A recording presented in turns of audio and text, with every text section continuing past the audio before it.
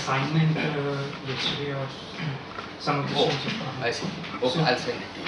So I'll send you an email. Just Okay, add me I'll to put it the- here.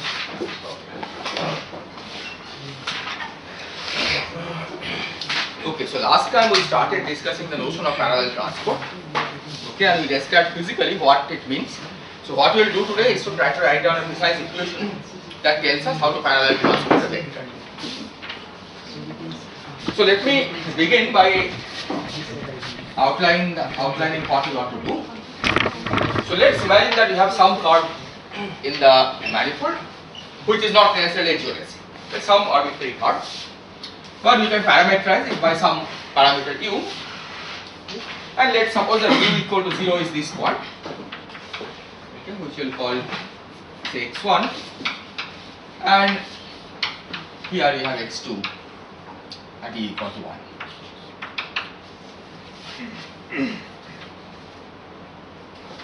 Now let's suppose that we take a tangent vector. Well, we take a vector in the tangent space, not necessarily a tangent vector to this geodesy. We take a vector in I1, some tangent vector,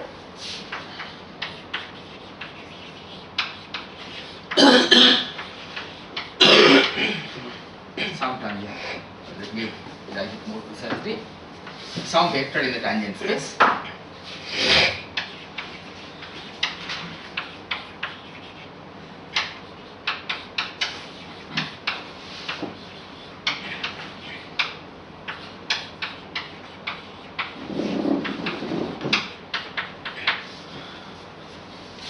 Okay, so this could be some vector like this.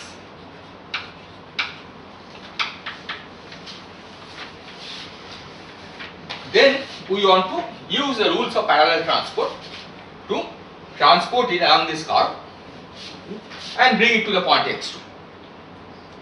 And we want to know what becomes of this vector under parallel transport. Okay, we want to write down some sort of equation that allows us to find what this vector becomes when you parallel transport it to this point x2.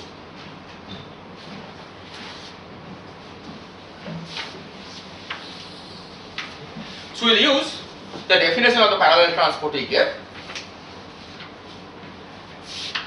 and that uses the spatial coordinate system which I am going to do. So let's suppose that we take 2 points, nearby points, u and u plus delta u. Okay, so 2 close by points. And imagine that we know what ni of u is, okay, somehow, and you want to calculate what ni of u plus delta u is. Okay, suppose we know this and we want to calculate this.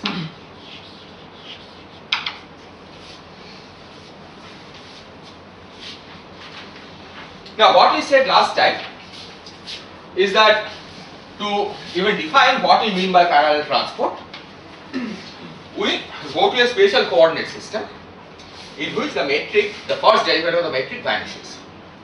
So since we want to parallel transport from u to u plus delta u, we go to this point x, okay, which I will define as x of u, and find the coordinate transfer, find a new coordinate system,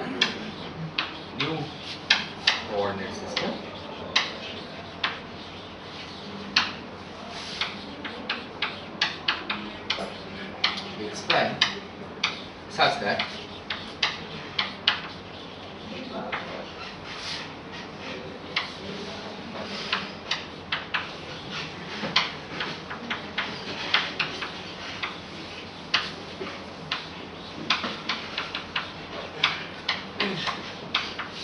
see x prime of u is nothing but the image of this x of u. So this of course you cannot set equal to 0 everywhere, but we can set it equal to 0 in the prime coordinate at one particular point which we are choosing to be x prime equal to x prime, the same point, this point over here. We can think of it as the same parameter represented point if we don't change the parameter. Yeah, so we are thinking of as labeling the curve. So here you have to change x to x prime. Okay, in the new coordinate system it will be some curve x prime of u. Okay, and the x prime coordinate system has a property that the metric derivative vanishes, okay, exactly at this point, okay, not necessarily away from this point. Then we know that by definition, parallel transport rule is that n prime I of u plus delta u is equal to n prime I of u plus order delta u square. Okay, we wrote it as delta x square, okay, but delta x is of the same order as delta u. So n prime of u plus delta u is differs from n prime of u by order delta u square, okay, but only in this specific coordinate system. Is this clear? So let me repeat again. So the rule is that as if you want to parallel transport at any given point, okay, if you have gotten the vector, okay, you first make a change of coordinates to go to the prime coordinate in which the first derivative of the metric at that point vanishes. Then in the prime coordinate system, the parallel transport rule is simple. You just simply take the vector, okay, component by component, and shift it to this point. Okay, by definition, n prime I at u plus delta is the same as n prime I at u. But after you have done that, okay, here we have to, now if you want to go from here to here, you have to use a new coordinate system, right? The new coordinate system, the one which makes the first derivative of the metric vanish here. And then in that coordinate system, you again parallel transport by the same rule. But in that coordinate system, of course, n prime I will become n double prime I, right? And that is the one which you parallel transport. But this, of course, is not a very convenient thing, right? We don't want to keep changing coordinates as we move. So what we will try to do is to rewrite this in some fixed coordinate system. Okay, even though the rule of parallel transport is such that in the spatial prime coordinate system, the vector transports simply. Okay. We now want to see what it looks like, what the parallel transport rules look like in some fixed coordinate system. Okay, where the metric does not necessarily satisfy a property like this. So we want to translate this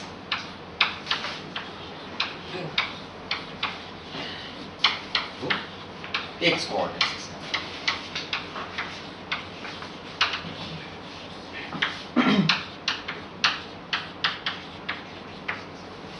So can you tell me why you are saying that the change in the NIs Yes. is of the second order of u in this very specific? Yes. So that was the definition, right? That we want to make these two parallel transport, you want to define so that these two are equal. Yeah. Okay. But we said that it doesn't make sense to demand that these two are equal, because suppose you have demanded these two to be equal, okay, in some frame.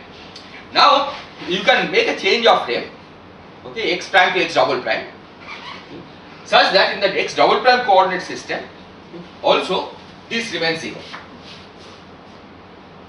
Okay, because there are change of frames. Okay, this doesn't fix the coordinate frame uniquely, right?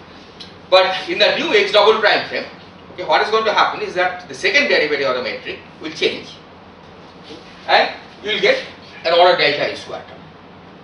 So in other words, you can make this exactly equal in some coordinate frame, but it will not help because in another coordinate frame in which also this is equal to 0, this difference will become order delta x square. So this is the meaningful thing that you can do, right? Because once you have established this, right, then you can show that any change of coordinates that preserve this will also preserve this. Okay, because the change from x to x prime, right, involves that these Pijk, those coefficients have to be 0. Right? If you want to change from x to x prime, preserving this condition. So the second or next order terms can be non-zero, right? ThatCijkl term, but those affect this relation only to order delta u square. Yes, this was the reason why this was the most general thing we can write down. Yes. Yeah, so it's a slightly naive question. So the expression that you have written here, as I understand, would be an element in the tangent space at u. That's right. Right? And what we are now looking for is a tangent at u plus delta u. So Yes. I don't see clearly why this would be a tangent at u plus delta. Yeah, this is by component. See, what I have done here is that I have said what the components of the vector will be Right. at u plus delta I. Okay. See, But then it's I mean we are not looking at flat space, right? So as to that's right, yes. to- But we have made it flat. We have used this condition, right? It's as flat as we can get to generate so bound space. it's a So in this frame, right, Uh-huh. we are saying that you will say that the vector is parallel transported if the component by component they are equal. Now you can ask, is this a frame independent definition, right? Right. You take another frame, okay, nevertheless maintaining this condition. all right. Okay. Then you can show that in that frame this condition will be preserved. Okay. You cannot control this term.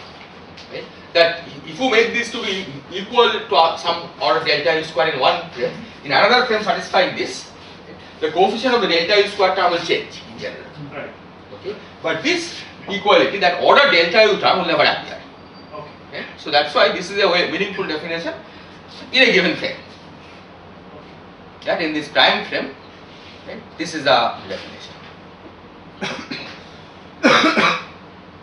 Is this point clear? Right. So basically, we are saying there is a preferred frame, called preferred class of frames at every point, and we first define the notion of parallel transport in that preferred class of frames. Okay. That in that preferred class of frames, we just translate the vector exactly as if you are translating in the Euclidean space. Right. So essentially, you're looking at a really small neighborhood of that point. Exactly. While Yeah. translating this. Exactly. Because this we are writing as order delta u square. Right? These terms you have no control over. Right. Yeah. Okay. Okay. That makes sense. Okay. But eventually, of course, you have to want to get to Right. this picture. Yeah. Okay. But we will get there by taking infinitesimal elements, and on each infinitesimal element we will apply this criteria.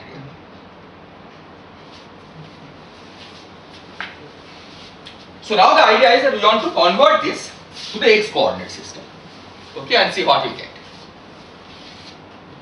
Now in the x coordinate system we have written down the transformation laws. So ni of u will be given by del xi del x prime del x prime t in prime t of u. This is what we have found the transformation law, and this has to be evaluated at x prime of u. On the other hand, ni of u plus delta u will be given by del xi del x prime k at x prime u plus delta u and n prime k of u plus delta.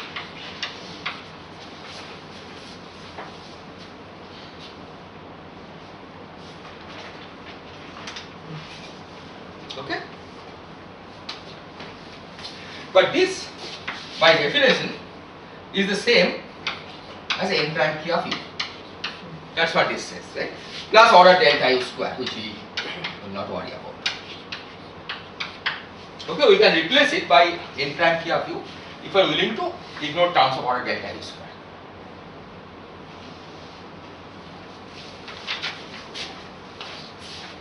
And so with this, I can now write this. This one I can Taylor series expand around x prime of u. Okay. So this I can write as del xi del x prime k at x prime of u plus del 2xi del x prime k del x prime l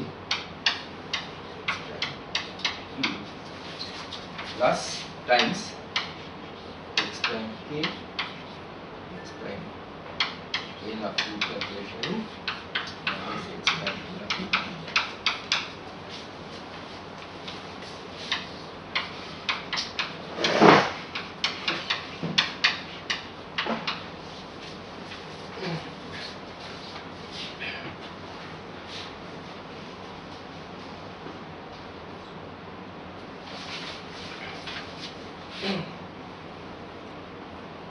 Is this clear what we have done? We basically took this dl series is expanded around the point x prime of u.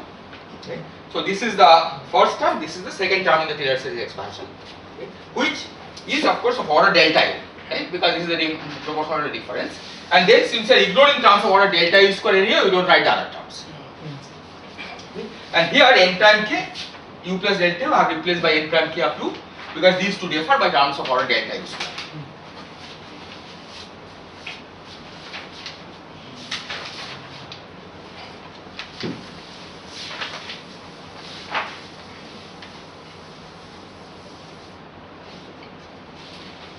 So now we can calculate the difference.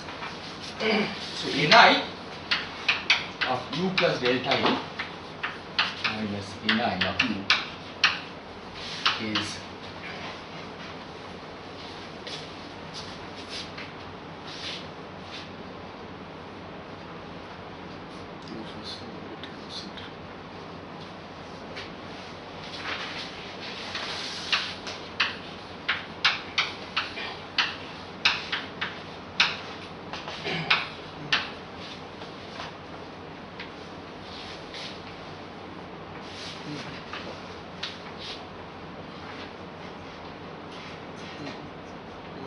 so it's basically this. First term will get cancelled. First term will get cancelled, so it's just Second derivative. so then to the then x prime q, then x prime l, n prime k q, and then this difference. So this difference are write as dx prime l du times n.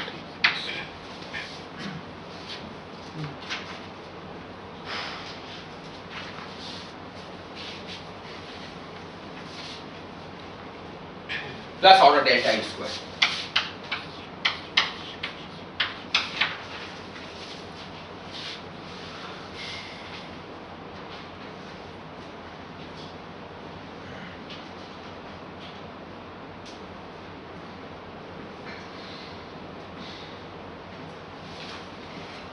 Is this okay? Okay, just picked up this term.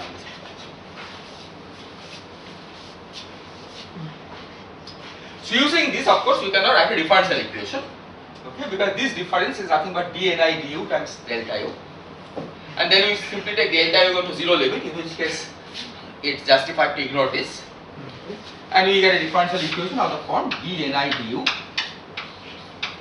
equal to del 2 xi del x prime k del x prime n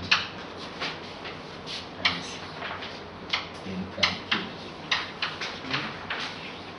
dx prime n.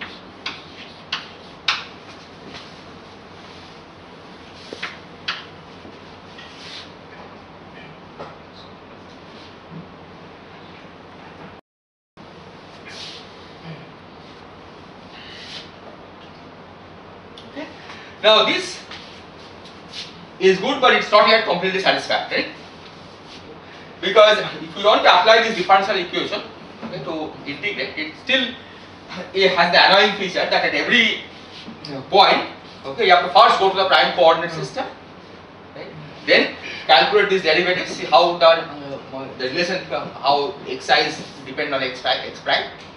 Calculate these derivatives, calculate these and put it back, right?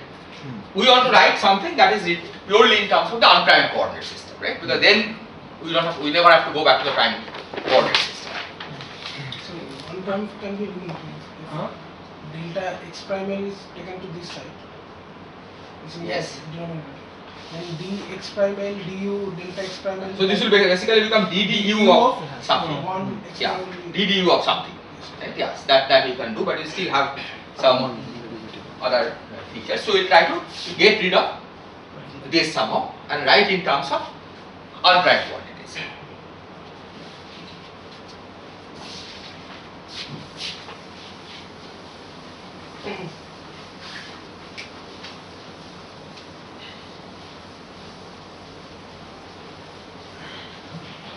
Now, to do that,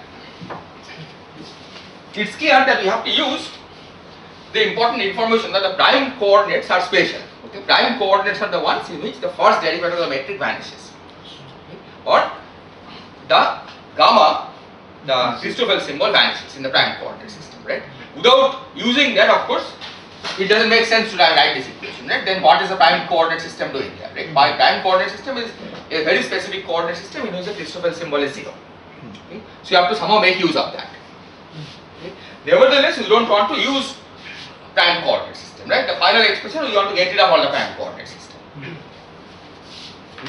So the way to do this is to see how the Christoffel symbol transforms between primed and unprimed coordinate system. Okay, so this is something we had written down. Okay, and it was left as an exercise for you to do this. So let me write this. So gamma prime L mn x prime was given by del x prime L del xi del xj x prime n xk x prime n. Let's write it down by inspection. Gamma I j k of x, and then there is a term that involves del x prime L del xk L del xk x prime L x prime.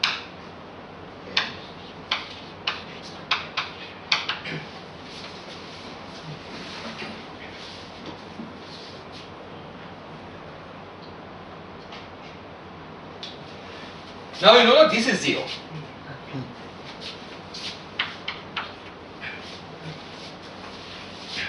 So using this, we see that this quantity now can be expressed in terms of the rest. Okay, we have to somehow get rid of this term. Okay, but once you have gotten rid of this term, then this can be expressed in terms of the rest. Now, we should have by now enough experience to see how to get rid of this term. Because if you want to get rid of this term, what should you do? Yes? Multiply by del x. Okay, see del x k we cannot do because k is already contracted, right? So you have to get the use a free index, right? So you call it del x free del x prime, right? Multiply the whole equation by del x p del x prime. That will give a delta pk, making this into del 2 xp. And then we do see whatever happens to the other side, rest.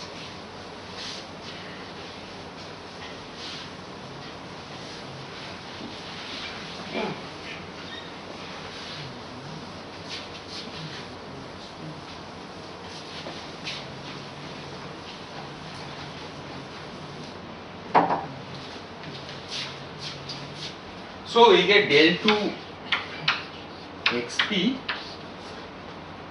del x prime m del x prime m, one term, del xp del x prime l. So here L is free index, so you get a delta ip.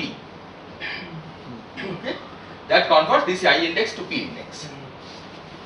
So plus gamma p jk x times del xj del x prime n del x k del x prime n of 0.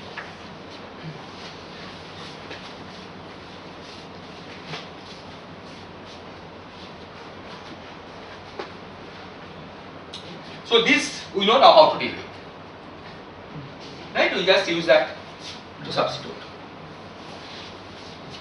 These also we know n prime k of u is del x prime k del x r n prime r of u. Sorry, n r of u. Okay, this is a transformation law that we have found for the tangent vectors. And finally, dx prime l du, dx prime l du is del x prime l Lx is dx is dt.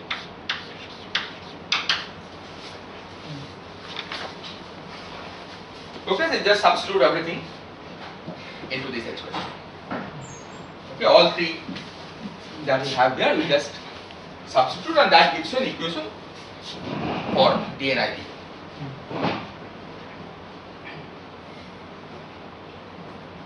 Is this clear? So I'll leave as an exercise to check.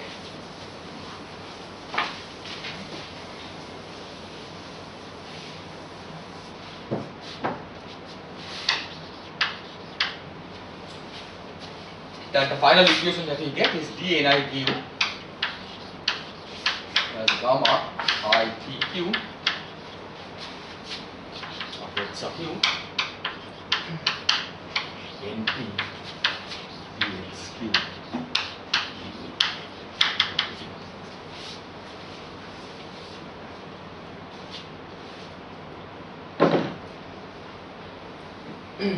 Okay, basically what happens is that all of these factors, the x prime factors which involve x prime, they go away because they get contracted and gives you the Kronecker delta. Okay? Effectively, at the end, we have no reference left to the x prime coordinate system. Okay? And this equation, then we can easily integrate in principle, right? Because now we choose, we don't have to change coordinates ever.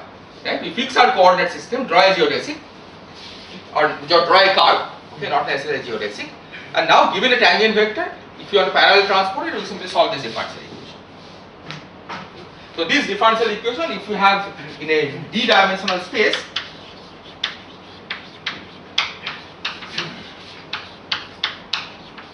we have d first order equations,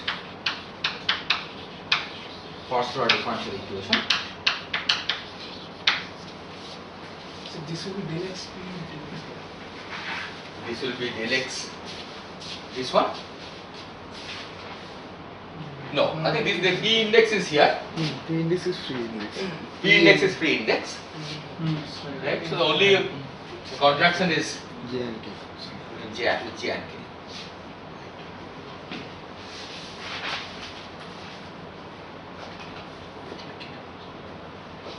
Okay, there's no, but there's only a you can contract these indices.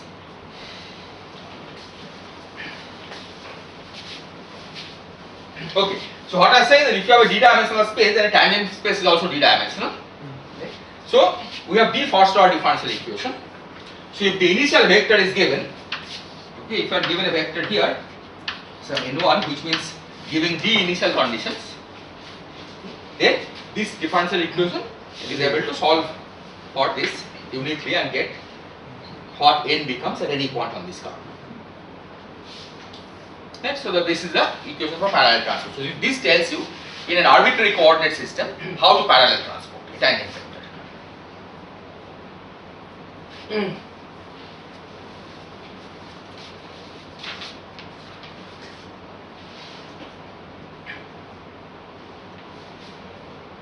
Sir, in having this equation, this form of equation, Yes. we never used the equation of the geodesic element. No, so this is not a geodesic. So this the curve that you are on which you are parallel transporting is not necessarily a geodesic. Right? then this u that I am choosing, that can be any parameters. no? Any parameters, exactly. That's not necessarily affine parameterization. Right? So in fact, we will just check that this is independent of parameterization. Right? It's hard to get. So let's start from there. Okay, suppose you have an equation like this.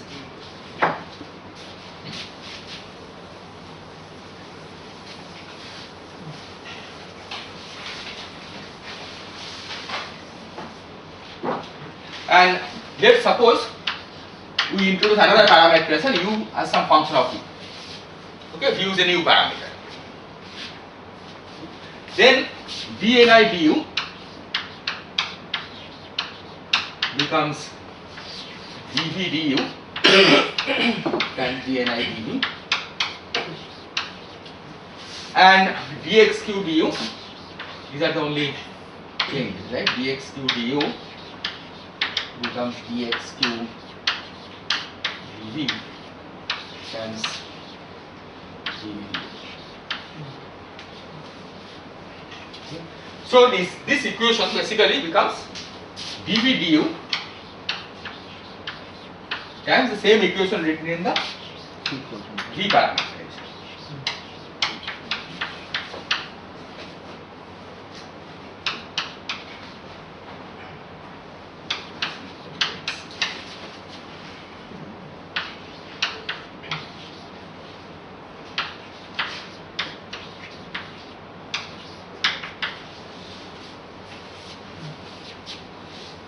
So as long as this is non-singular, this is not 0, we see that demanding that this is equal to 0 is the same as demanding this is equal to 0. Right? Which means that whether you use a u coordinate system or the u parameters or a v parameterization, the equation is the same.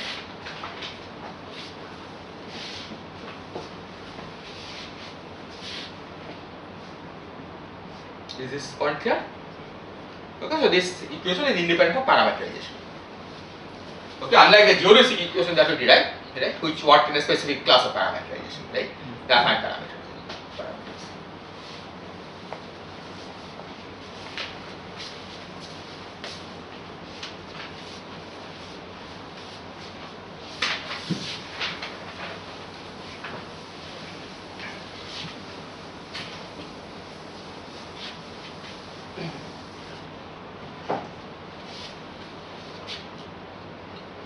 Second useful property is how it transforms under a coordinate change. So suppose you go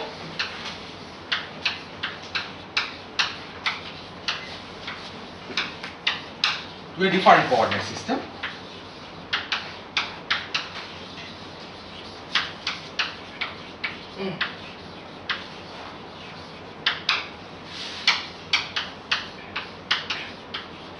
Let's call it x double prime. Okay, because x prime we had chosen so that gamma prime ijk equal to 0. So take an arbitrary coordinate system x double prime. Now you know that dni du how it transforms, right? Or ni how it transforms, right? Ni becomes n double prime k dxi d.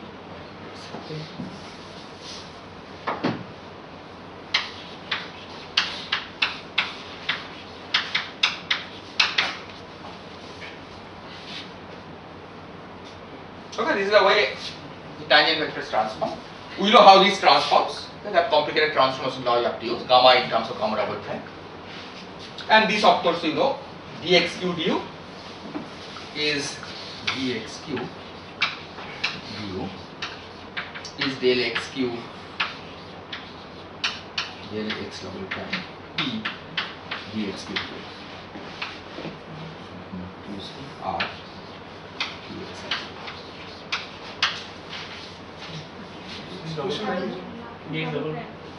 Sorry. The question is preserved, should preserve it. Yeah. So that's the claim. Okay. So this is again be an exercise.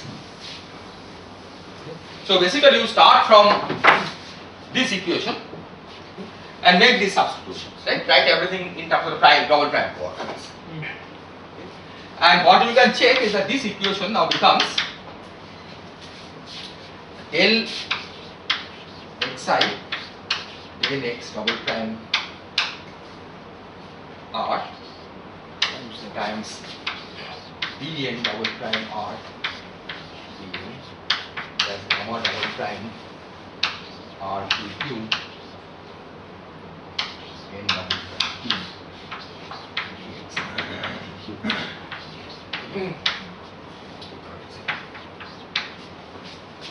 Okay, but this equation becomes this.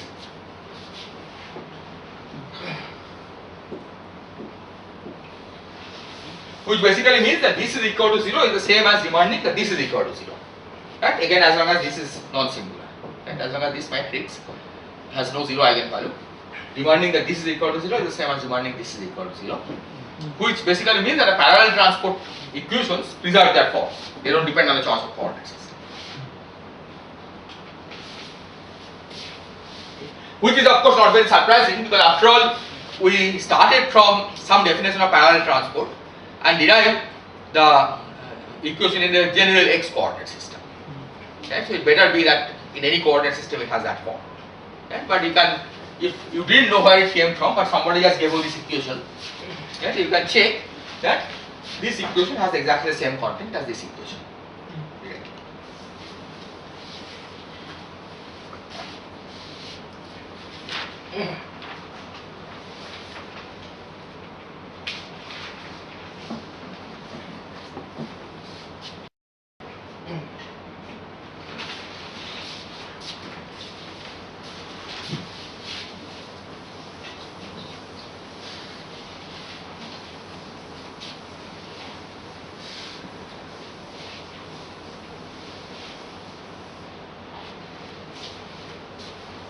The third equation that we can check, the third identity, which is also useful, is that ddu of Gij of x.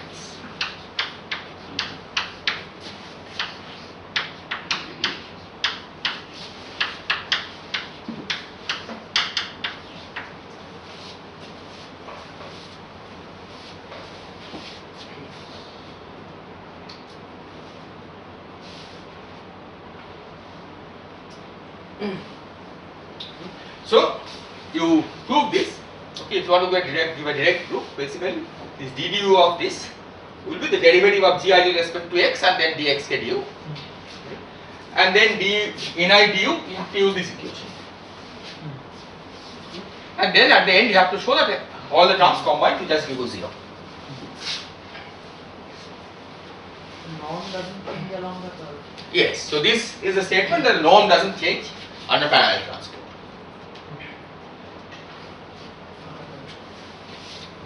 Now there is also a short proof of this, which is to observe that this quantity, of course, is invariant under the coordinate transformation. Yeah, so you can go to the prime coordinate and try to prove it. Right? In the prime coordinate, what happens is the following. That in the prime coordinate, of course, the ni's are fixed. Right? Ni's change only by order delta u square. Right? So the first derivative of the ni's don't change. And these are also fixed. Because in prime coordinate by definition is something where the first derivative of Gij is 0. So first term can be put to 0. Yes, so the ddu when you calculate, right, then the first term you can put to 0 as well as these you can put to 0. Right? Because in the prime coordinate dni du is 0.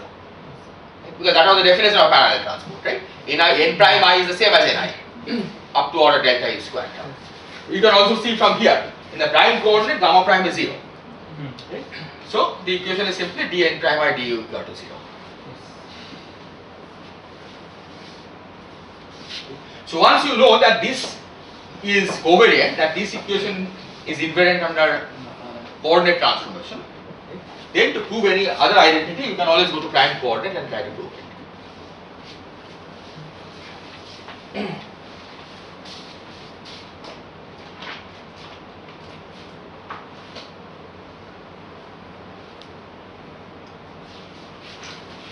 So this parallel transport, okay, this equation also gives a new interpretation of the geodesic equation that we had derived. So let's go back to the geodesic equation.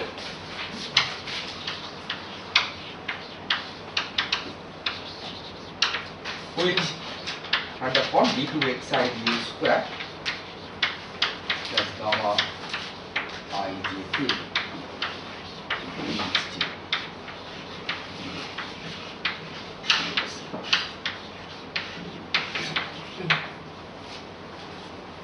this was a geodesic equation. This, let me emphasize again, is that it is valid only in for a specific class of parameters, the affine parameters, right? Not on all parameters. Because this equation is not invariant under u goes to a function of u. Okay, because it involves second derivatives, right? And this will mess up the terms. Okay, now let's suppose we define ni of u as dxi du. This is definition.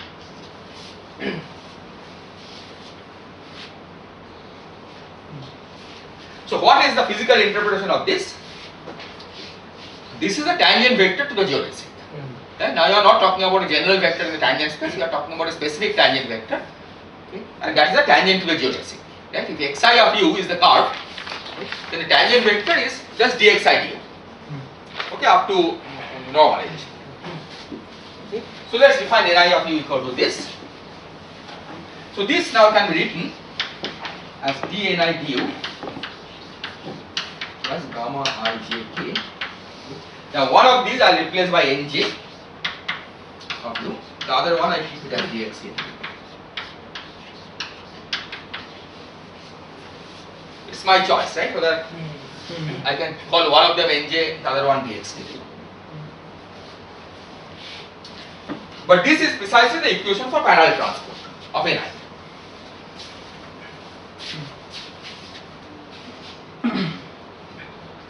So if we parallelly transport a vector, then Yes. we get the geodesic curve. Yeah, so this tells us, so first what does this tell? This tells us that the tangent vector to a geodesic gets parallel transported along the geodesic. Okay. And this now you can in fact use as a definition of geodesic. Okay. You can say the geodesic is a curve Through which has a vector property that can its be- tangent vector gets parallel transported as you move along the curve. This is an alternative definition of straight line. Right? In straight line in Euclidean space, okay, we had said that it's the shortest distance between two points. But you can also think of a straight line as a curve which has a property that its tangent vector, okay, to the curve at different points are all parallel to each other. Okay? Which means that if you start from a tangent vector, and then keep parallel transporting it along the curve, okay, then you get a straight line. Is this clear? So the point is suppose you start from a point, right, and a particular vector, okay, which you call ni at u equal to 0. Now you parallel transport to a neighboring point, right, you get some other vector. If you didn't parallelly transport, if the neighboring point, okay, ni had been in a different direction, okay, then this curve will follow some arbitrary direction given by ni. Okay, you just specify by hand what the tangent vector is at different points, right? That's the way you can define a curve in even Euclidean space. But if you say that the tangent vector at the next point, okay, the neighboring point is the parallel transport of the original tangent vector, that gives a very specific curve, right? That basically doesn't allow the line curve to change its direction. In flat space, right, if you say the tangent vector gets parallel transported, that means the curve cannot change its direction.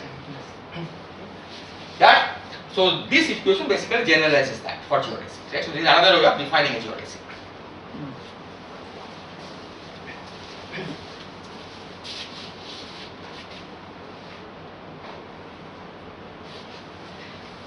So,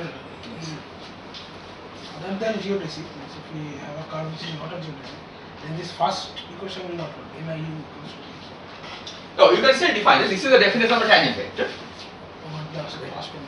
but this is not true, right? And hence this equation doesn't hold in general, right? So the tangent vector along a general curve is not parallel transport. That if you take an arbitrary curve and if you take a tangent vector here and parallel transport, right, you will find something that is not a tangent vector to the curve at this point. Yes, it's only geodesics that have this property, that the tangent vector at any point in the geodesic is actually the parallel transport of the tangent vector at any other point. When you are trying to parallel transport this tangent vector at a point, we have never argued that it has to be tangent vector everywhere. Yes, exactly. Right? If it is a tangent vector everywhere, Then then it's it a has to be a geodesic. geodesic. Exactly. Right? Even the initial tangent vector in the tangent space that we started with That is did not not have a any tangent to the curve. It's just a vector in the tangent Yeah, it's just a vector in the tangent space. Right? Which basically means that it labels one possible geodesic that passes through that point, but that geodesic doesn't have to be tangential to the curve that along which you are doing parallel transport. You can still understand it by flat space. If we take a circular curve, we can Yeah. draw several tangents at every single point. Yeah. And if we draw the tangent vector to those points, those tangent vectors are not parallel to each other. Exactly. In flat space, they are not parallel.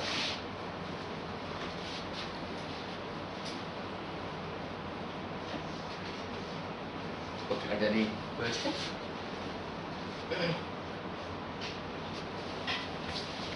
Okay, so now let's go back to the curve which is not necessarily infinitesimal.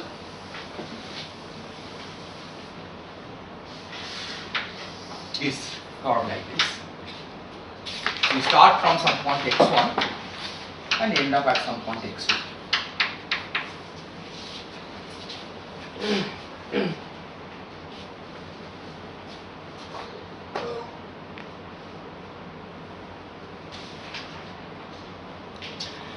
Let's suppose that we have some vector over here, and let's suppose that we ends up after doing parallel transport to some vector n2 over here. Now, if you look at this equation, equation is linear in n. Okay, which means that if we take two vectors, n and n prime initially, and suppose n1 goes to n2 and n1 prime goes to n2 prime, then n1 plus n1 prime, if you start with n1 plus n1 prime, okay, that will become n2 plus n2 prime. That's the meaning of a linear equation. Okay. So this can be formalized by saying that n2i must have the form mij n1j. Some matrix times n1j, but this is independent of n1 and n2. Of n1 and n2.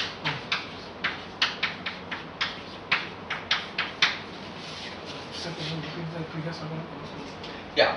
So the point is that this equation is linear, right? Which means that if we take any linear combination of two vectors here, and if n1 goes to n2 and n1 prime goes to n2 prime, then that linear combination, say alpha n1 plus beta n1 prime, will go to alpha n2 plus beta n2 prime.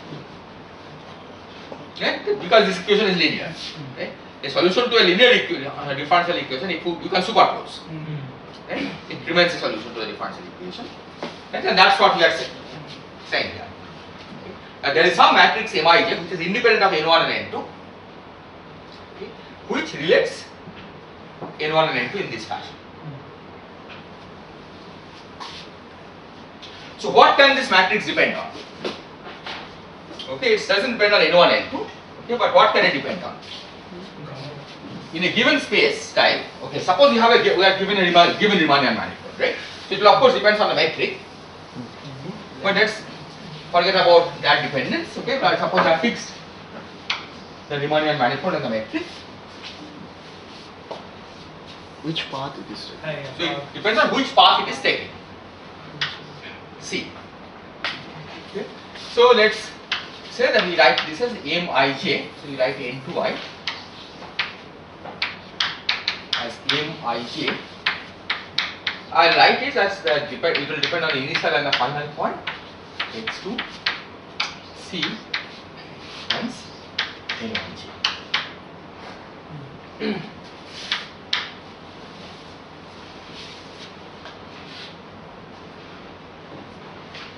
Okay.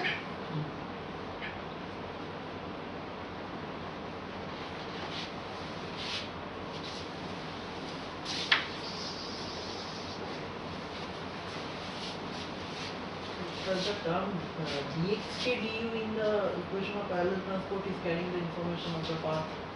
Yes, that's right.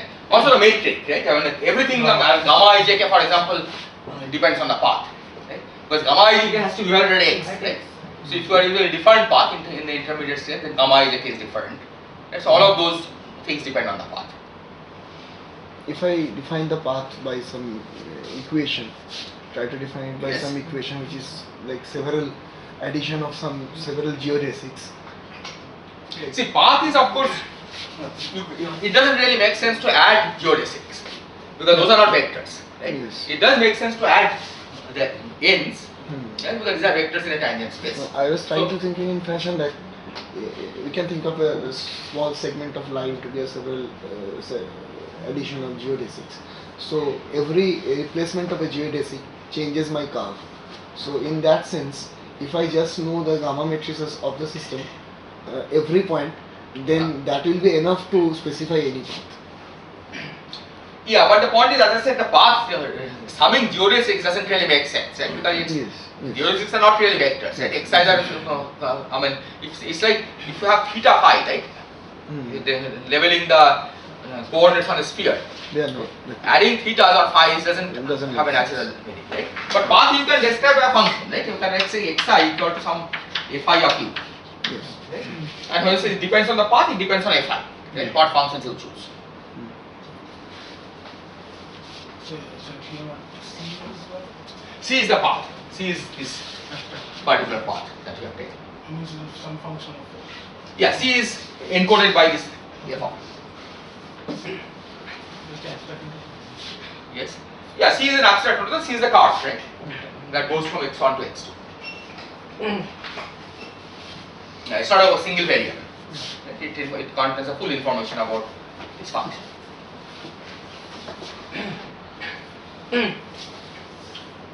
Now, let's consider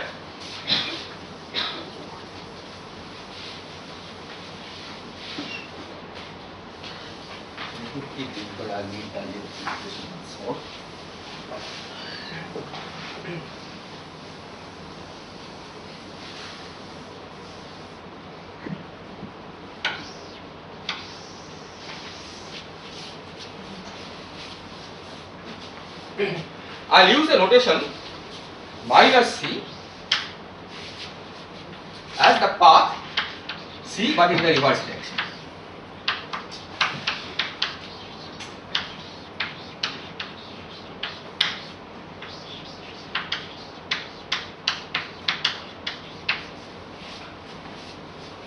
So that's just a notation. When I say minus C, that corresponds to path C in the reverse direction.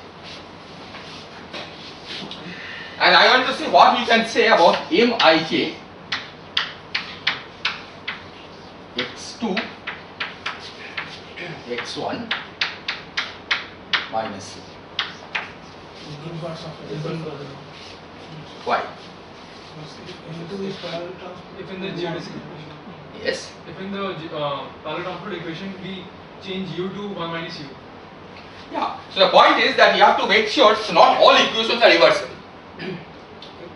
Imagine that you go from a point A to point B by suppose a particle is moving in the presence of friction going from point A to point B, right? If the particle traces the path back, right, it will not trace the same path back, right? Because equation of in the presence of a friction, the evolution equation is not reversible. Okay? So here the important point is that this equation that we have is reversible, right? Because that's what we said that it's independent of the parameterization.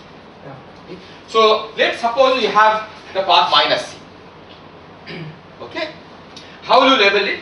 Okay, you label it by some parameter V, which is 1 minus U. So that V equal to 0 corresponds to U equal to 1, and V equal to 1 corresponds to U equal to 0.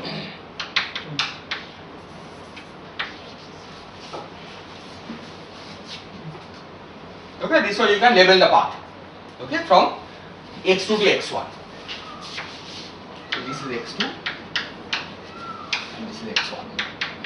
Okay, the V is going in this direction. And to define Mij, suppose you knew nothing about the original at all. Okay, you have just tried to define Mij. Then you will have to solve the equation dni du, sorry, dni dv plus gamma ijk ng up to dxk.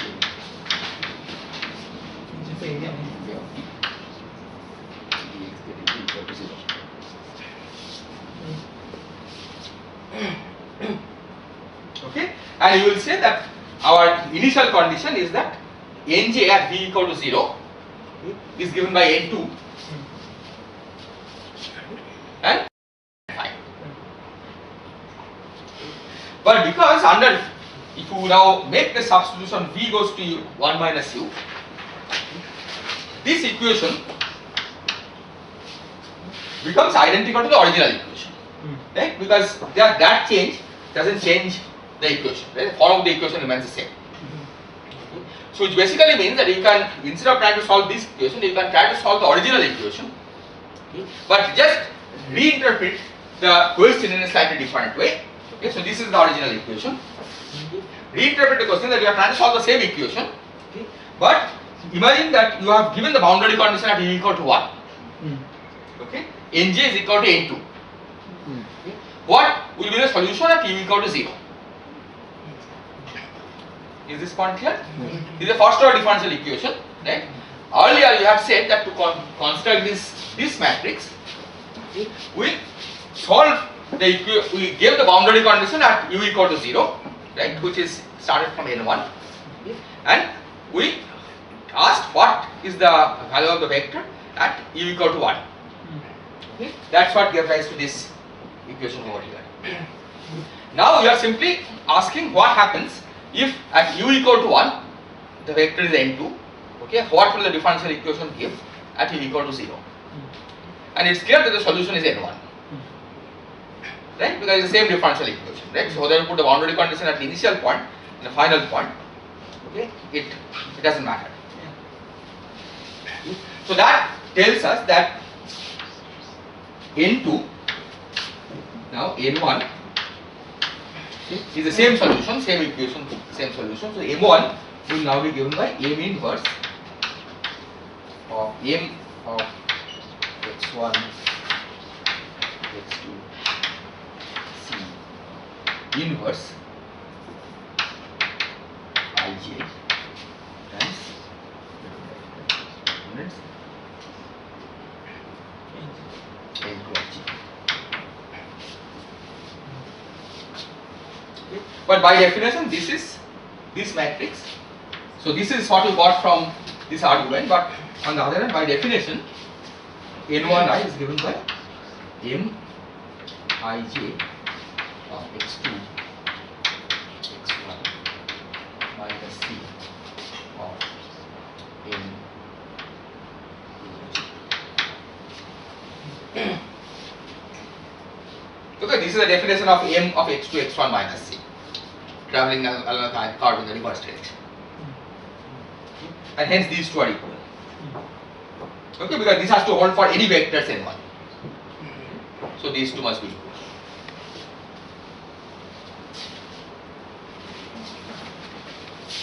So let me write it here. So you get that m x1, x2, c. The ij component of this is m x1, x2, c inverse x2 minus inverse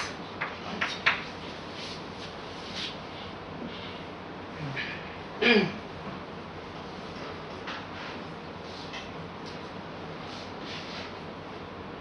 Is this clear? Okay, so the parallel transport, so you go from x1 to x2, come back from x2 to x1, you get back your original vector, right? So parallel transport is reversible, but this is not true for arbitrary differential equation, right? Not all differential equations are reversible.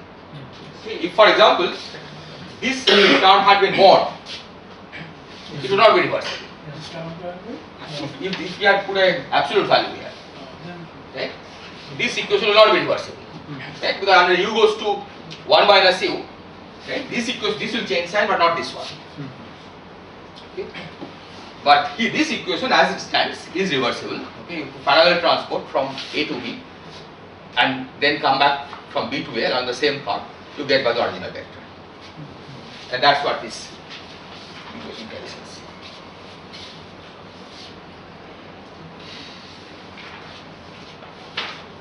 Is there any general motion to which we can look and say that this equation is reversible and this one is not? Well, if under u goes to a minus u, right, all the terms in the equation change in the same way, and then it's reversible. Because it's like, I mean, in the presence of friction, right? If you write Newton's law in the presence of friction. Is one first derivative? Exactly. Because your first derivative and the second derivative. Second derivative doesn't change sign, but the first derivative changes sign, right? That's the reason why it's not reversible.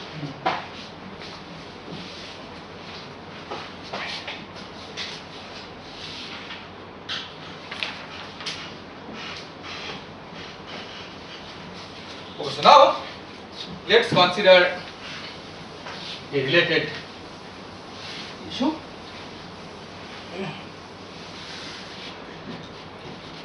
Take two curves joining x1 and x2.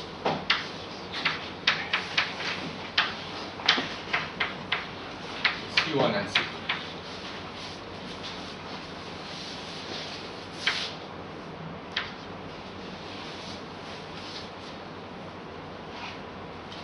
So in general, M x1 x2 C1 is not equal to M x1 x2 C2.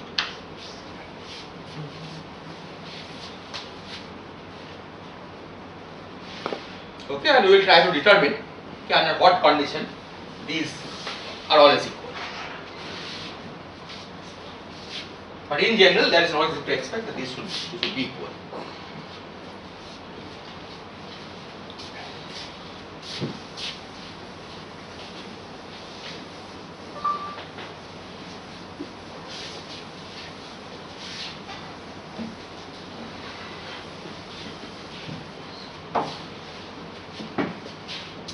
Now consider the following object M x1 x1 C1 minus C2.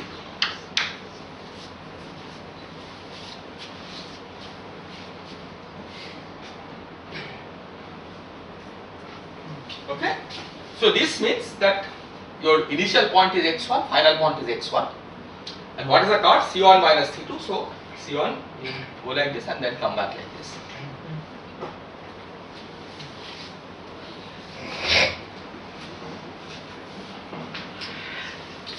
So this,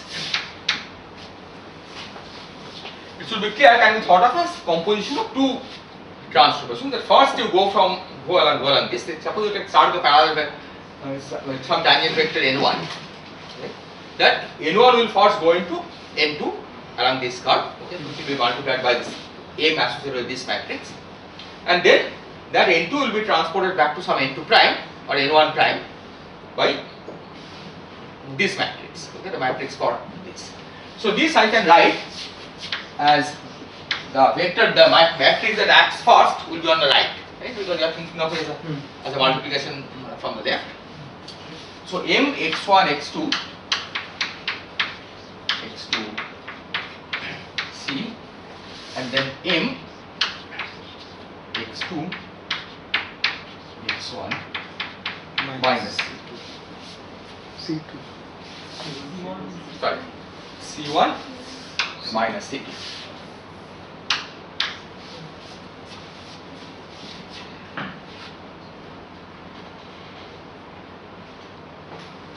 But this is nothing but M x1 x2 C2 inverse.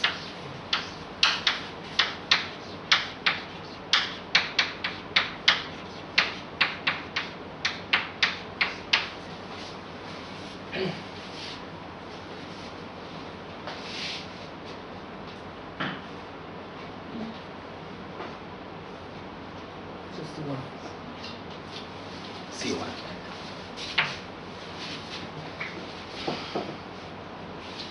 But we have said that in general this matrix and this matrix are not equal. Right? So that means that this matrix in general is not identity. Okay, it's not trivial. Right? This is not identity in general.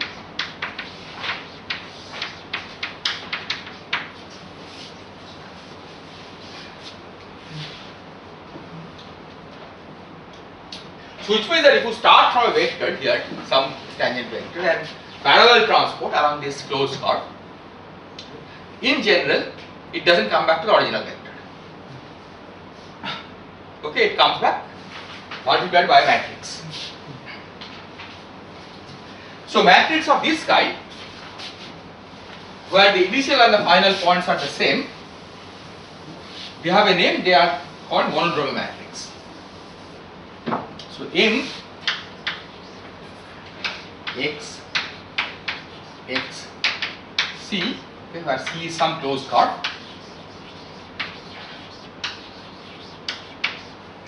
This is called monodromy matrix.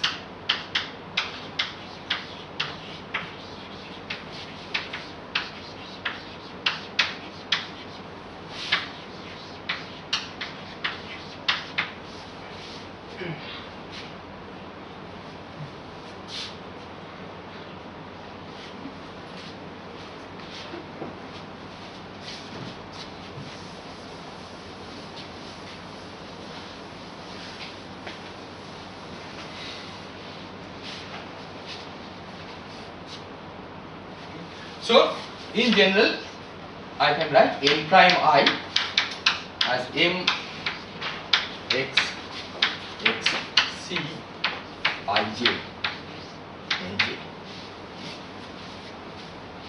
Okay, or let me write that n2. Let me write that n tilde. Okay, so nj is the initial vector at x. Initial vector at x, and this one is the final vector at x.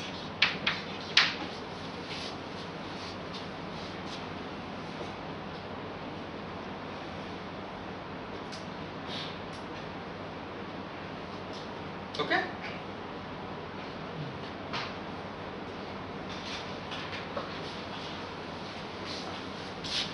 So let's see how this equation changes under coordinate transformation. Okay? So suppose we have a monodromy matrix like this, we go along a path, it comes back to some matrix M. Okay? Now we want to see what happens in a different coordinate system. Okay, we go to x, from x to x prime. So in a different coordinate system,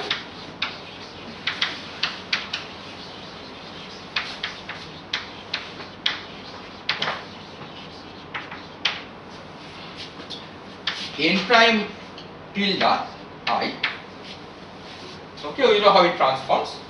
This goes to del x prime I del x p times n tilde p.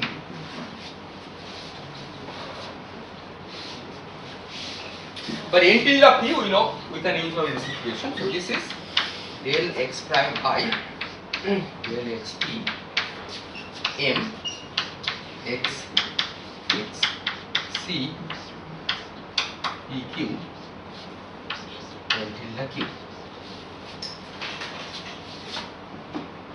Sorry, n q.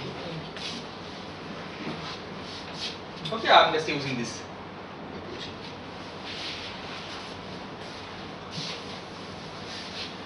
But we want to express everything in the prime coordinate system, right? So nq is not good enough. We want to write it in terms of n prime. So we write this as del x prime I del xp m x x c q, and then we have del xq del x prime j j.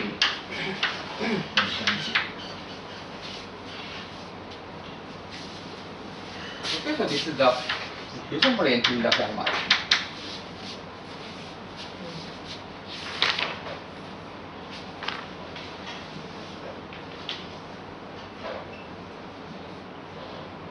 Is this clear? Now suppose this was identity. Okay, suppose the monodromy matrix was identity. Then this is delta PQ. Right? Identity means it's delta PQ. But that means that this Q is contracted to this P over here. Right? So you get del x prime I, del x prime j. Delta ij. That is delta ij. So if m x x c is identity, then n tilde prime I is equal to n prime I, which means that the monodromy matrix in the new coordinate system will also remain identity.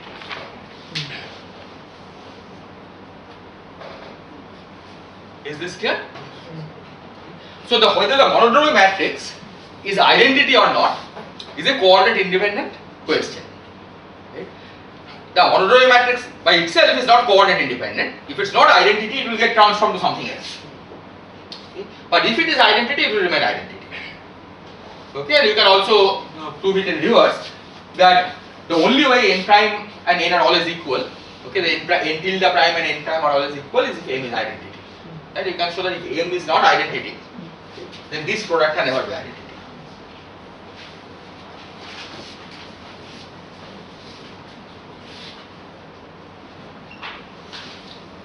Is this point clear?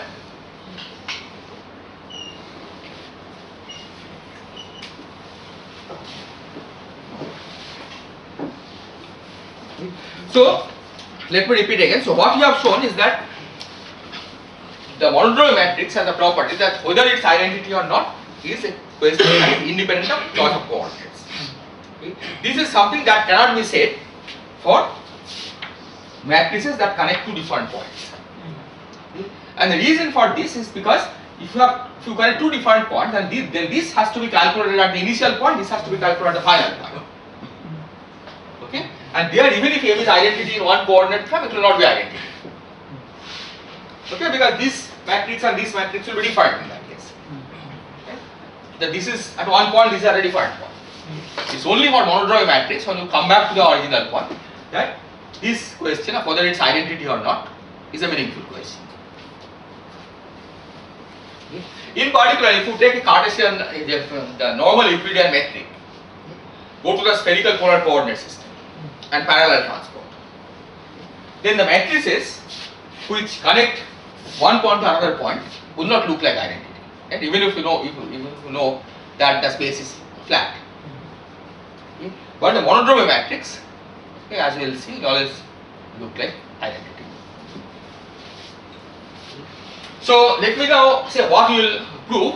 Okay, so what we will prove eventually is that if the Riemann tensor is 0, then the monodromy matrix is always identity. The reverse is true in most cases, okay, except for some singular spaces like conical defect. Right? If you have a cone, for example, okay, then the Riemann tensor is 0 on the surface. Okay, it's of course the metric is singular at the tip of the cone, right? But everywhere else, the metric is flat. Riemann tensor is 0. Nevertheless, when you parallel transport, okay, you have a space like this. Okay. Then you can show that if you take a vector here and parallel transport by this rule, okay, go along this, you never hit this cone. Nevertheless, you will come back to a vector which is not the original vector. So the reverse can be not true, okay, but it requires that. Okay, there is a concentrated Riemann tensor around this point. So it can happen for spaces like this or spaces which are not simply connected. Okay, there can be spaces, for example, here you take this cone over here, okay, and then you just cut off the tip. Okay, so then it's not part of the space anymore. Right? Then it's non-singular everywhere. Right? Nevertheless, as you go around, right, you will find there is under parallel transport, it doesn't come back to the original matrix, and that has to do with the fact that this card now is not contractible. Right? That there is a hole in the space. Yeah, so these are some cases where the reverse is not true. If it's flat, it's cone. Yeah, this cone is actually flat. Yeah, that is Right? So Yes. for plane also it is true. In the plane we have a hole. And it's not simply connected. Yes. So it's not that any time it's not simply connected, the parallel transport will give a non-zero result. Right? Plane with a hole, right? It is not simply connected, but the parallel transport will still give you back identity monodromy. Right? But the reverse is not true. Right? What I am saying is that if the parallel transport gives you identity, or if the Riemann tensor is 0, okay, and if you have a hole, sometimes the parallel transport can give you a monodromy matrix which is not identity. Okay? But the existence of a hole does not always imply that you have to have non-identity monodromy matrix. Okay? Plane with a hole is a clear example.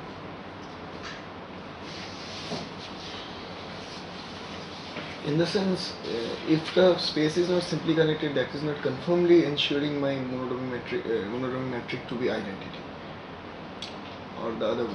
If the space is not simply connected, then the monodromy matrix can be non-identity, Yes. even if the Riemann tensor is 0. Right? But of course, it can be identity. Yes. If the Riemann tensor is not 0, okay, then you can always find cars for which the monodromy matrix is not identity.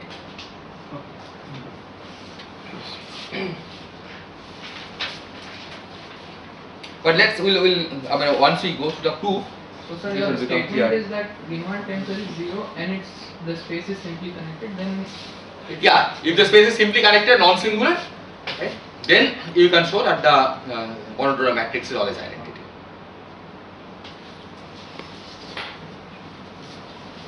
So, half space is not flat space.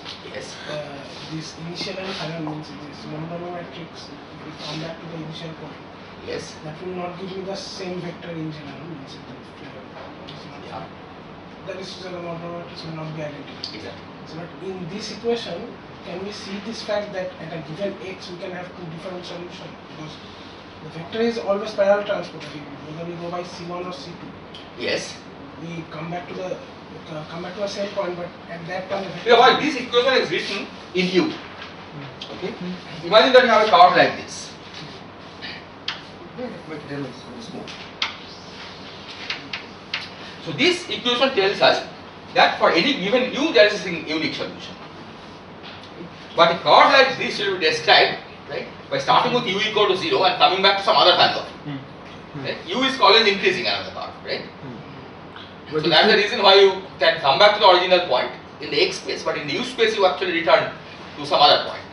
But if we try to put any boundary, any cyclic condition, compactification in U space, But that you cannot put in general, right? Because once you have put the initial condition, right, then you have no choice of what the final vector is.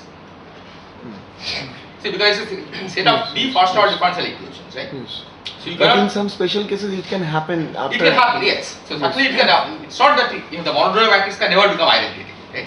Even in curved space, right, there are spatial curves on which the monodromy matrix may become Yeah, identity. but like in spaces like where I go from U to 1, that is not putting me back to what vector we have started with. But if I take U to from 1 to 2, 2 rounds of in the same space, then it's coming back to the same value. To the same value meaning? In the sense the vector will be same vector. It could happen that you go once around the curve, That is not. you go to a new vector, you go once more, Yeah. and then you come back to the original. Yeah. So that can certainly happen, right? If for example the vector gets rotated by pi, by the time you have come back, right, then once you go back once more, it will again get rotated by pi and come back to the original vector. Right? So certainly that can happen. But let's see how much we can prove, right? I mean, all this is just talk, right? But ultimately you have to prove. And once we see how the proof goes, then it's clear under what condition what holds. Okay. So the analysis that will begin will be for a small curve.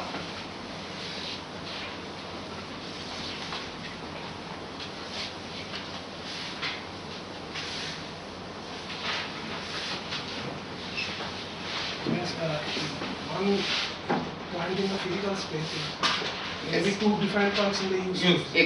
Exactly. Because the curve you always level so that U keeps increasing along the curve, right? So even when you have come back to the original point in the physical space, U has increased. Right? And so that's what we will do right now. So the problem that we will first start dealing with is that take a curve which is small. What do you mean by it's small? Its length, it's not necessarily a circle. Okay, let me write it as a curve like this. Its length is of order epsilon, is epsilon, or order epsilon. Okay, where epsilon is a small number. We will take some particular point on this, say x naught. So we start from here. Take some vector, tangent vector, n naught, and you want to see what happens when you parallel transport it back to the original point.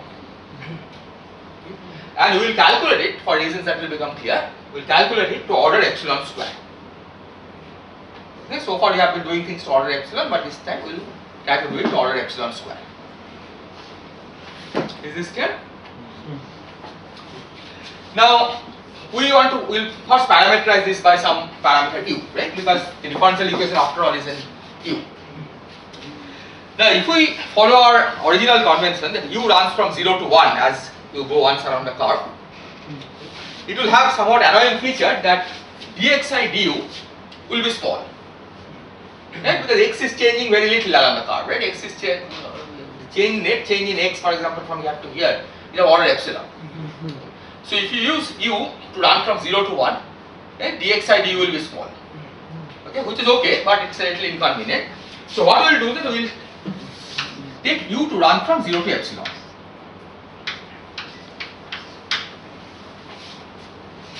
Okay, just scale up RU, because this equation after all is invariant under scaling up. Right? I can always take u multiplied by epsilon. Let's call it RU. This will have the feature that dxi du will be of order 1. Now we are taking some sort of affine parameter. Because No, it's not affine still. It's not a geodesic even, right? So affine parameter doesn't even make sense on this.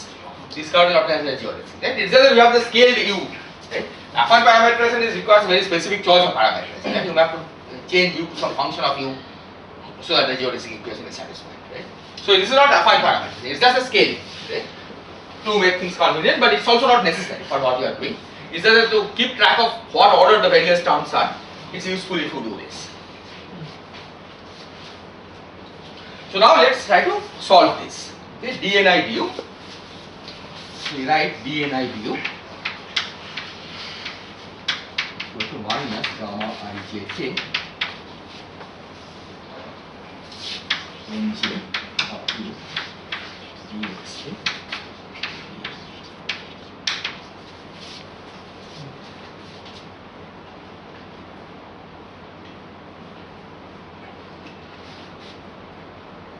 So u is small, okay, and we can use that approximation. U is small, so we will use that approximation. And the way we will solve this is that first, on the right hand side, we keep terms of order 1, and anything of order epsilon we ignore. Okay, keep terms of order 1, integrate this, okay, up to u.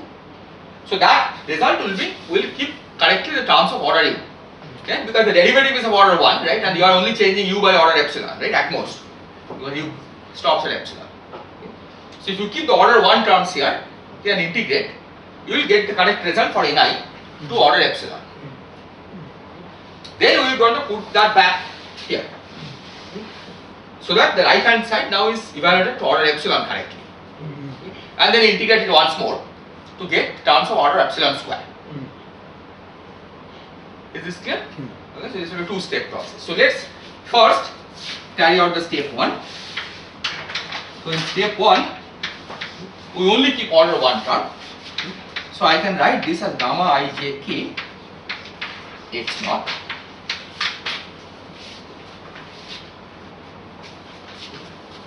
nj of nj naught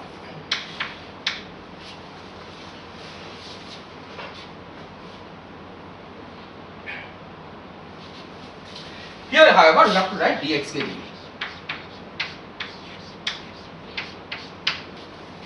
We cannot simply put dxk du at its original value. Is this clear why?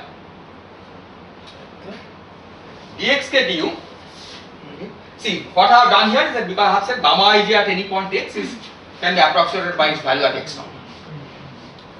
Nj at any point x can be approximated by its value at x naught. But dxk du, is of order 1. yeah, it's of order 1 and it's changing also by order 1, right? For example, dxk du is essentially the tangent to this curve, right? And it's clearly changing by order 1. By the time you have gone from here to here, dxk du could have reversed its direction, right? So it's actually changing by order 1. Okay? Even when u changes the order epsilon. So here you have to really keep dxk du, right? You cannot make an approximation. Anyway, so let's integrate now. So ni of u will be given by ni naught minus gamma ijk of x naught nj naught, and here you get xk of u minus xk naught. Because these are all constants, right? U independent, only this is U dependent, so you can easily integrate this. Plus order epsilon square. Okay. So here it was plus order epsilon, but now you have integrated once. Okay, so order epsilon term, if you integrate, it's epsilon times U. U is of order epsilon. Right? So this errors the order epsilon.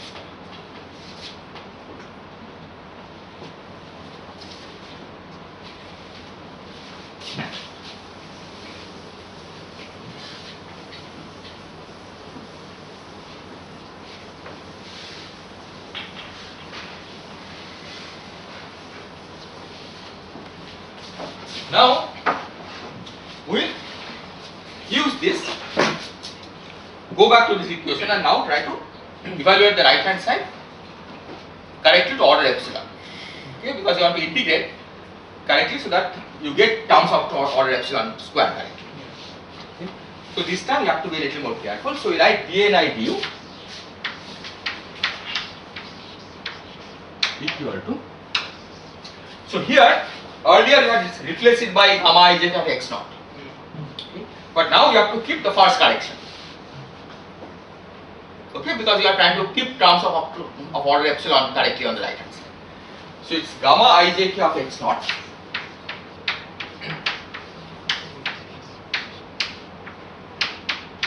plus del L gamma ijk of x naught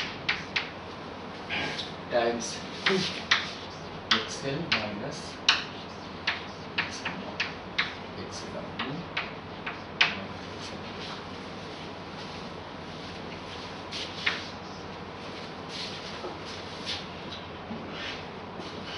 with a minus sign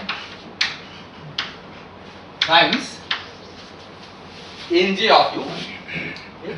Here again I have to write nj naught plus or minus this term over here.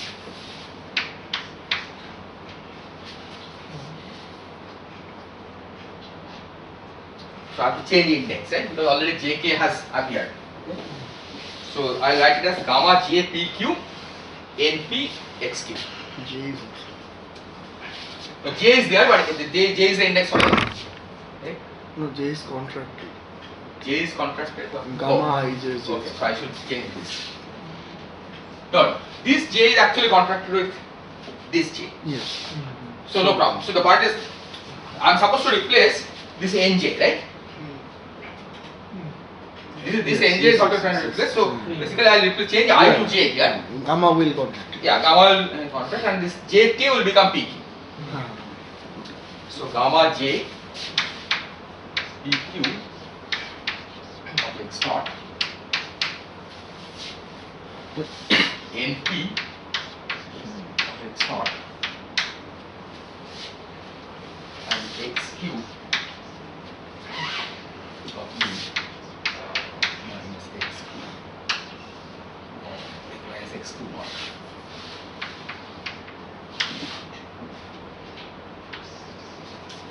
So this xq minus xq naught, that is my order epsilon term.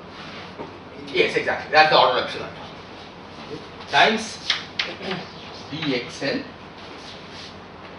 times dxk du.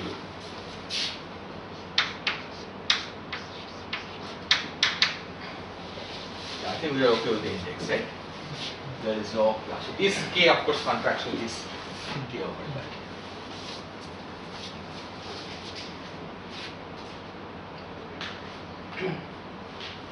So now you see here, this is order 1, this is order epsilon.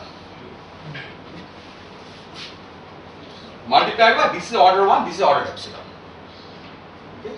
This of course is order 1. Okay, this you have to keep. But we can ignore in this product the product of these two, because these are order epsilon square. Right? If this is order epsilon square, when you integrate it, you will get order epsilon cube term, which is not what we are trying to keep anywhere. Right? We want to keep terms of order epsilon to the right on the right hand side, so that after you integrate, we get terms of order epsilon square correctly.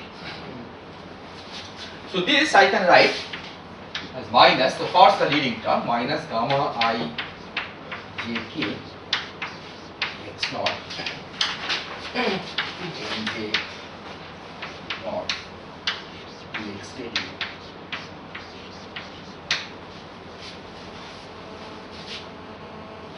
Then let's look at this term plus ln gamma I jk x naught xl of e minus x naught xl naught times n naught dx.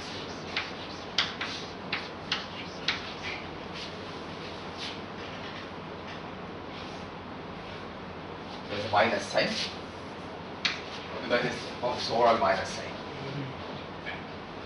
In the last term, this will make it plus gamma I jk x naught gamma j x naught.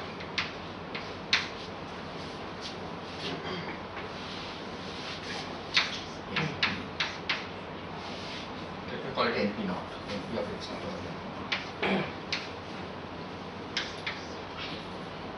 X cube minus x cube naught times dx dt.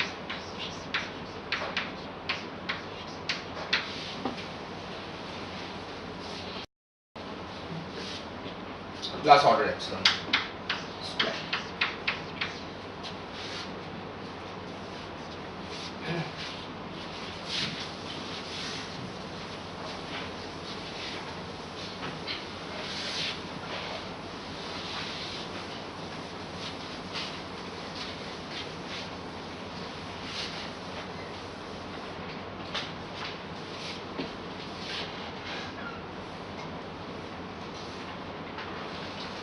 Is this okay? Is this so? Is this clear? That what we did, right? We integrated first so that we evaluate ni to order epsilon, okay, then substituted it back. Okay. Then we integrated it. We substituted back to get the right hand side to order epsilon. Now we are going to integrate it, okay, so that we get the result to order epsilon square correctly. Right? Because integration always gives you a factor of epsilon. Right? Because you are only integrating over a distance of order epsilon. Now we integrate this from u equal to 0 to epsilon. Okay? Epsilon is the end of the curve, so we have basically now close. We have in the second stage you can just close the curve. Okay, in the first stage we integrated to some upper limit. Okay, arbitrary u. Okay, in the second stage we just integrate all the way to the end of the curve or the closed curve. So when we do that, let's look at the first term. What happens to this term when we integrate? It will be the same xk epsilon minus epsilon. Yeah, xk epsilon minus xk naught. So how much is that? Epsilon. That is 0. Oh. Because you have come back to the original point, right? Sorry. In the x space, you are back in the original point, right? So xk of epsilon minus xk naught is 0, right? So the first term doesn't contribute, right? But this is the reason why you kept terms of order epsilon square in the first place, right? Because the order epsilon term actually is 0. So you have to worry about these two terms. So you get minus del L gamma I jk x naught integral 0 to epsilon x L up to minus x naught ddu nj naught. So nj naught I can keep outside. Let's put nj naught here. Okay, this nj naught I am taking now. ddu of xk, but let me write it as xk minus xk naught. Because this is just a constant anyway. This xk depends on it. Okay, because dd of x u of xk I can always write in this form. And then the last term plus gamma I jk x naught gamma j eq of x naught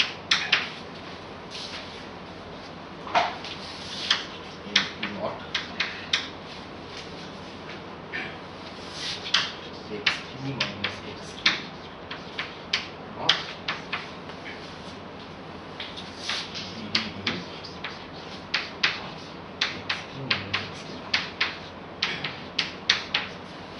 okay, this is integrated. Okay, everything else you can take out. They don't depend on it.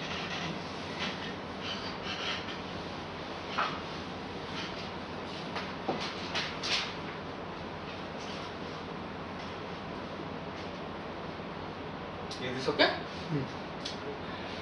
Now we want to match the indices. Okay, so that's to make this look a little nicer. So let's leave the second term as it is. Okay, and try to change the first term so that the indices match with the two terms. Okay. So this we can do by, let's say, so this index j is carried by p here, right? This is np naught, so I replace j by p. So j by p in here, and then L here is q. Okay, so I can replace L by q. Okay, there is no other index q here. So q and q.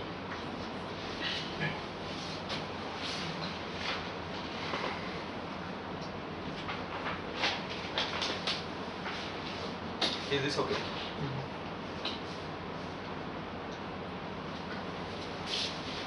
So then we get minus del L gamma I, sorry, del Q gamma I k plus minus gamma I jk gamma j q qualifier here it's not np naught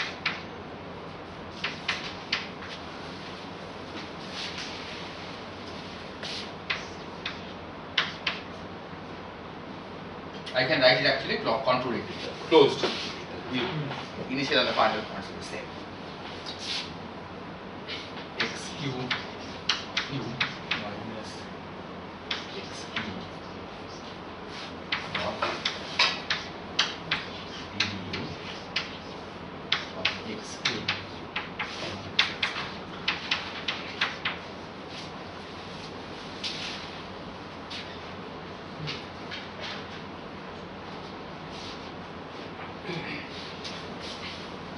Is this okay?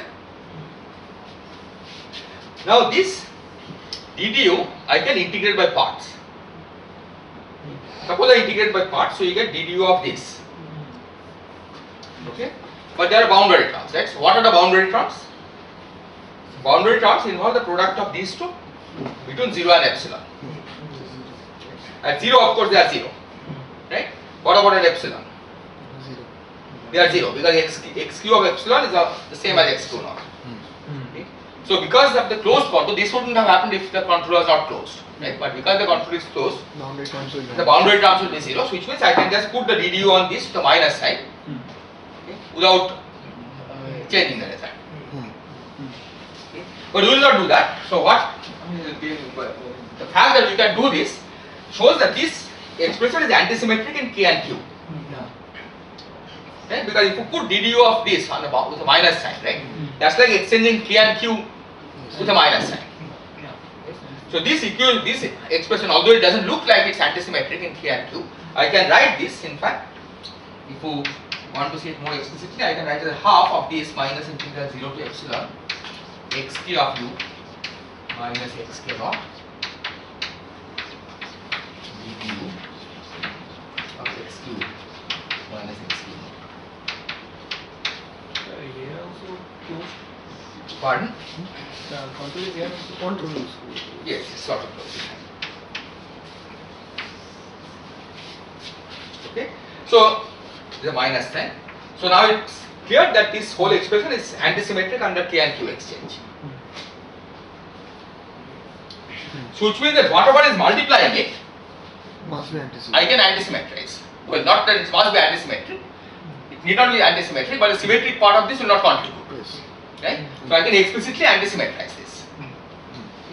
So this term, then, let me write this term over here.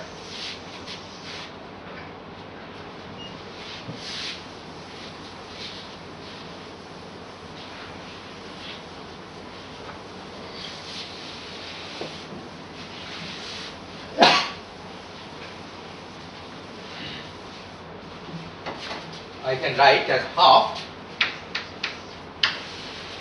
of del q gamma I p k. The antisymmetrization is in K and Q. So minus del k gamma I p q minus gamma I j k q plus gamma I j q gamma j.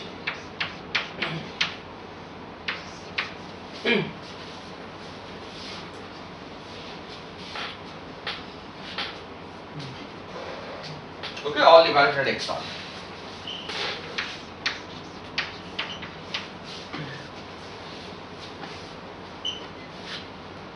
And if you remember your definition of Riemann tensor, you can recognize this as R I P K Q. I think. Okay, the last IPK. are antisymmetry. I think it's I P K Q. That's how I define Riemann tensor of x naught.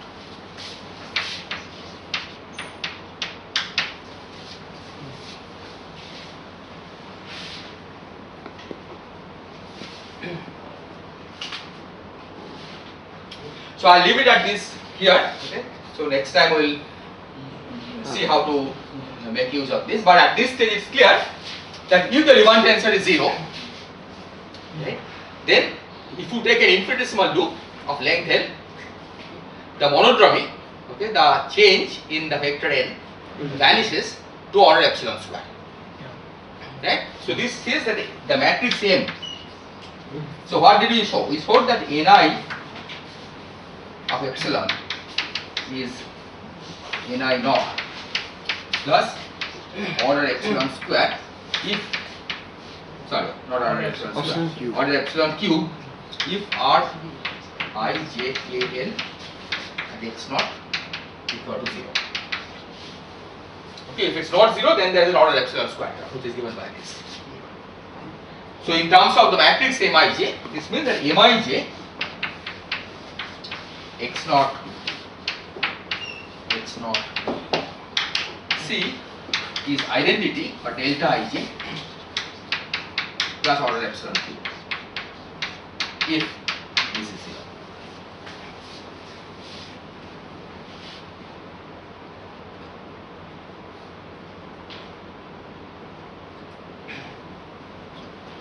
Is this clear? Okay, so this still doesn't prove that Mij is really identity, okay, for general loops. Okay, it only says that Mij is delta Ij to certain order, but we will see next time that this is sufficient to prove that Mij is identity for all loops.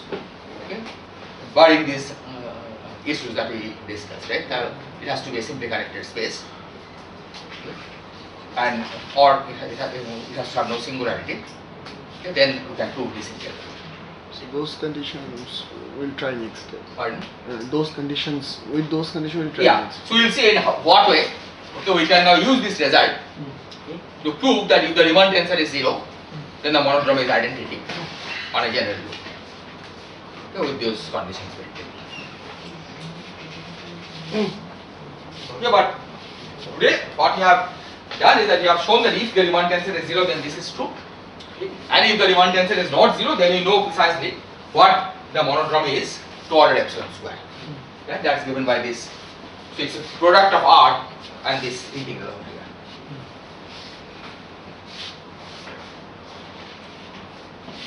Okay, so we'll continue.